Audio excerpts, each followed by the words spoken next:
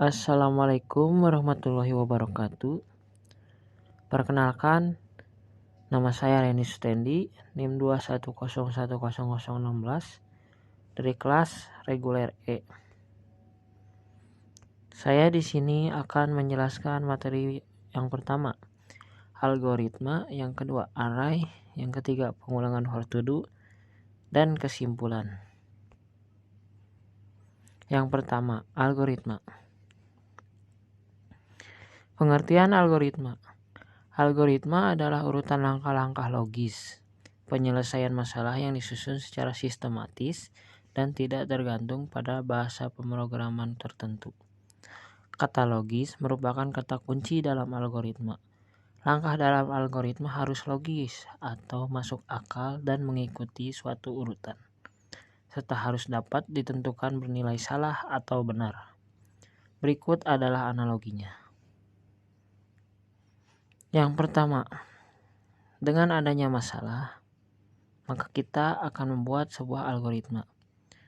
Dari pembuatan algoritma tersebut nantinya akan diubah ke dalam bahasa pemrograman komputer yang akan diterima oleh program komputer dan akhirnya akan mencapai kepada solusi. Langkah-langkah penyelesaian masalah bisa berupa: yang pertama, runtutan atau sequence. Yang kedua, pemilihan atau selection. Dan yang ketiga, pengulangan atau repetition. Nah, materi yang saya dapat dan akan dijelaskan nanti adalah tentang pengulangan for to do, yang dimana for to do ini terdapat pada langkah penyelesaian, pengulangan atau repetition.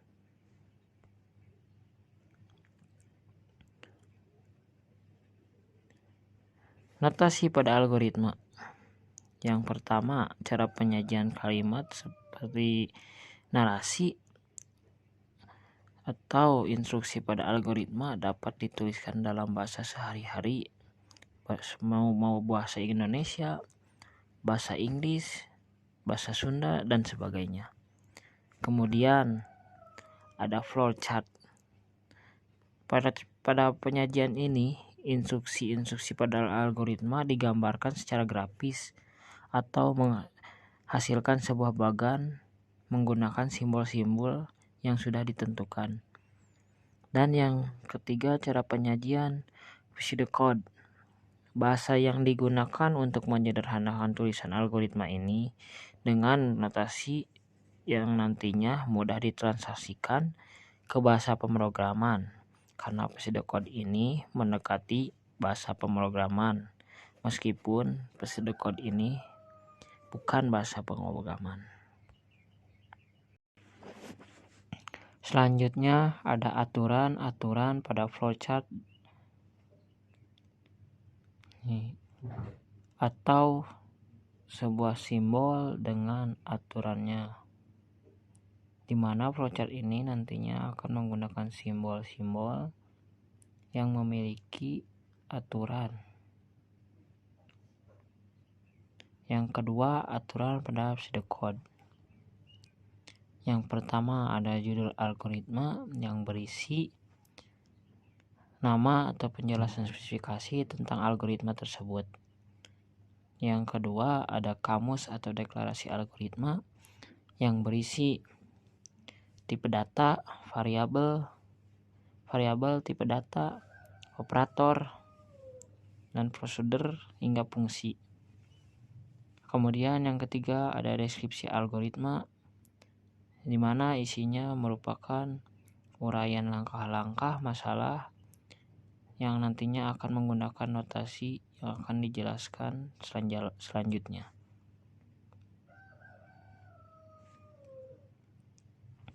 Variabel dan konstanta dan aturan variabel dan konstanta.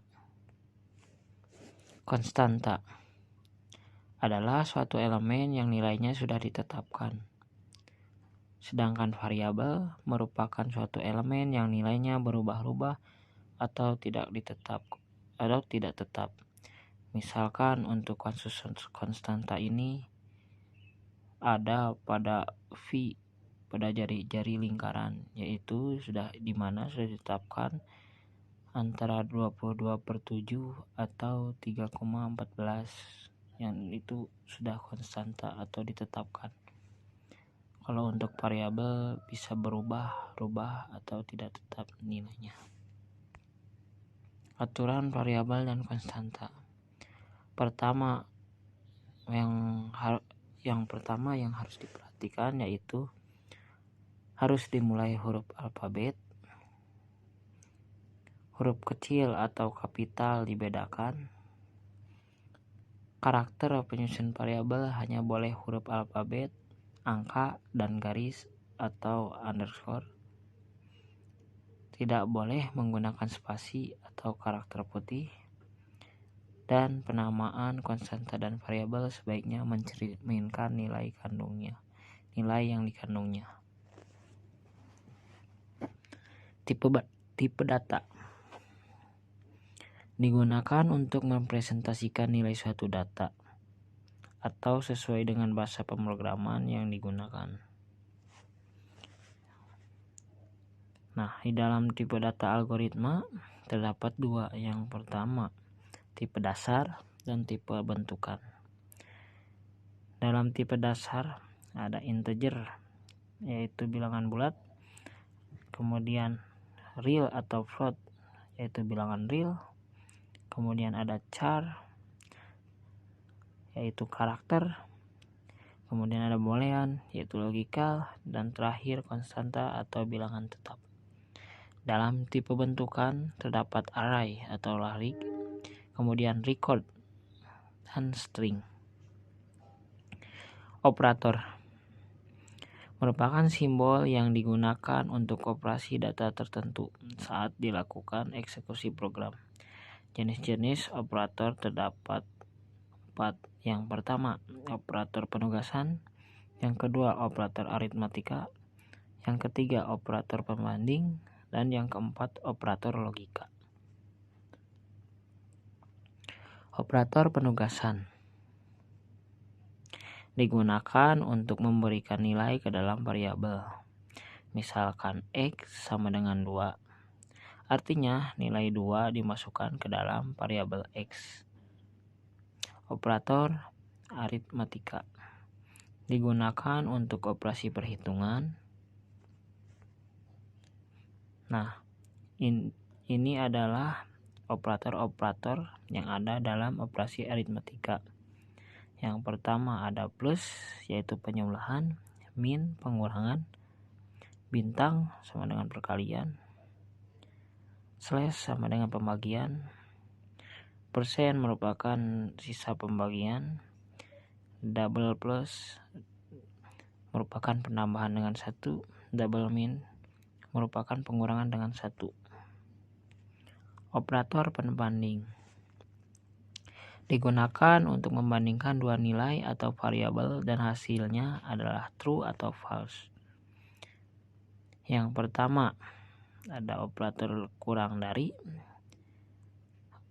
Yang kedua ada operator lebih dari. Yang ketiga ada kurang dari sama dengan. Yang keempat lebih dari sama dengan. Yang ketiga sama dengan. Dan yang terakhir tanda seru sama dengan, yaitu artinya tidak sama dengan. Operator pada logika digunakan untuk membandingkan dua ekspresi atau ungkapan boolean dan hasilnya adalah true atau false. Operator pada logika ada simbol dan, yaitu artinya and. Yang kedua ada simbol garis lurus, itu 2. Lupa lagi namanya, yang berarti or. Dan yang ketiga tanda seru yang berarti not. Kita masuk ke materi yang kedua, yaitu array.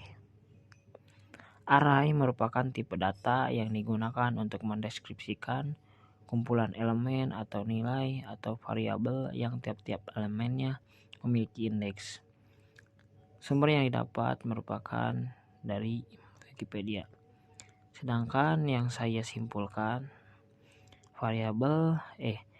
array adalah variabel yang dapat memiliki banyak nilai.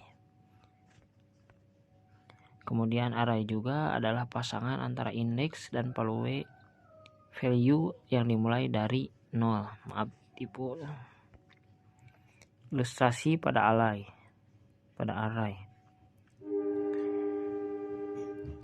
Misalkan ada sebuah array yang bernama array tersebut bernama A.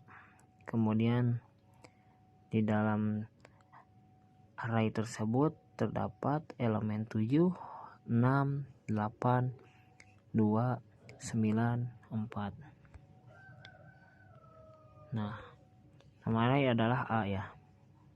Berarti ini adalah nama array adalah A, berarti ini. Kemudian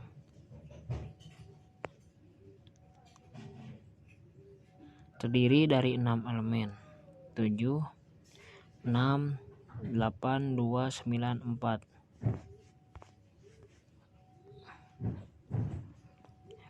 6 elemen ya. 1, 2, 3, 4, 5, 6. Tuh ini. Panjang array adalah 6. Ini panjang array yang tadi. Nah, indeks itu berawal dari 0 ya. Misalkan ini kan tadi 7 berarti 0, 6 berarti 1, dan seterusnya.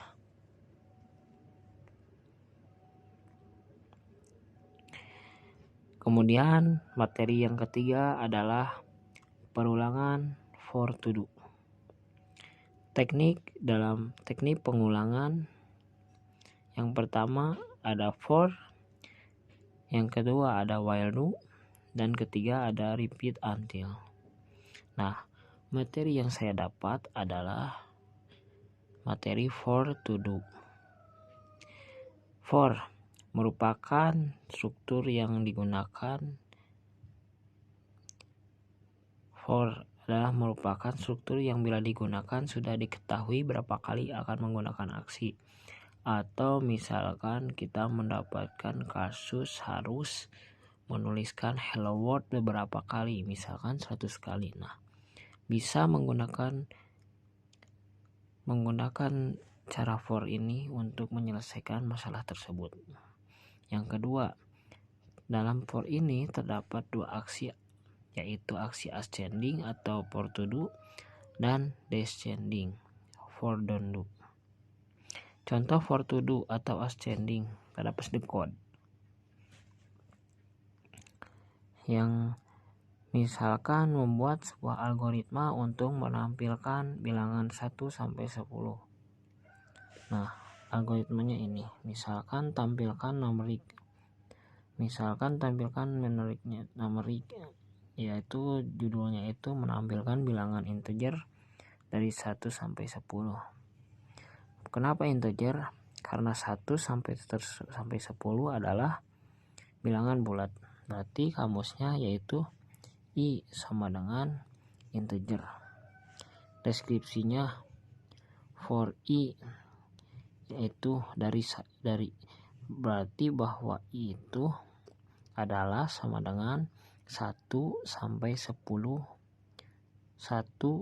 untuk 10 do. Nanti dituliskan write I, di mana I ini dituliskannya itu 1 sampai 10 dan and for. Beres. Meskipun ada catatan-catatan pada penggunaan for to do atau ascending ini, di mana catatan tersebut yang pertama, variabel yaitu harus bertipe data, karakter atau integer.